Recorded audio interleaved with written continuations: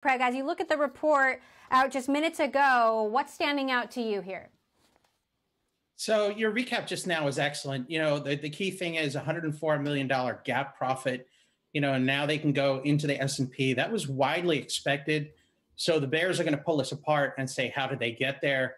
ZEV and regulatory credits, 428 million, is a new record versus 354 in the first quarter or 111 a year ago. So that the quarter really came from ZEV and regulatory credits. But we have to give credit where it's due to Musk. 90,000 units in a COVID quarter is a monster quarter. He has 3 plants under construction on 3 different continents. And, I think he has room to surprise investors with new initiatives and new opportunities for growth over the next couple of years. So, all in a good quarter, still some details we want to learn, but that's what the call's for. That said, do you think Tesla deserves this market cap that makes it more valuable than any car company in the world?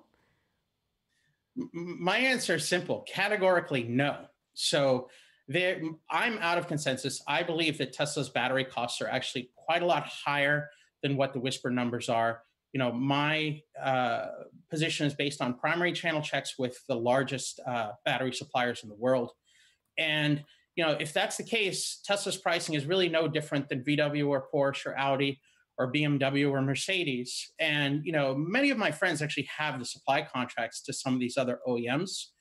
And, yes, the competition has done a very mediocre job with their EVs they've introduced to date. But what investors are doing is they're treating Tesla like it operates in a vacuum and there's no real competition. Well, that's, not actually a reflection of reality. There's 180 EVs that are coming to market by 2025, and to bet that all of those are duds, I think is a risky bet. So, absolutely not. I don't think it's worth the valuation it's sitting at right now. Now, I know that you are optimistic about Tesla's Mini, you say, the smaller EV, sort of like a Mini Cooper. But as you say, with more and more electric vehicles coming to market, certainly Tesla has first mover advantage here. But how do you expect those other electric cars to compete vis-a-vis Tesla? So they've got to get out there and do a good job with their brand and then offer consumers a compelling proposition. So it's got to come into the market at the right price. And it's got to have the performance. We look at the Taycan. I was very optimistic about the Taycan before we actually started to see it on the street. And the performance of the Taycan just wasn't where I think Porsche wanted it to be. It wasn't where a lot of the buyers of Porsche typically want it to be. So, the enthusiasm for the Taycan has really fizzled. Porsche, I expect to come back. They're not a company that quits easily. And they have an opportunity to get it right over the next couple of years.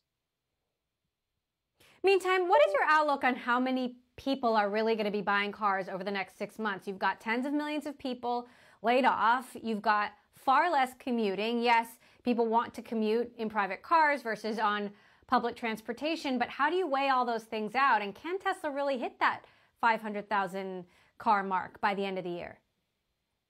Yeah, I mean, Tesla's unusual. It's shown a thick layer of insulation between its own fundamental sales outlook and its execution versus the rest of the auto market. So the buyers tend to move very differently. Yes, in a country where there's 40 million people unemployed, you would think that the sales outlook was pretty grim.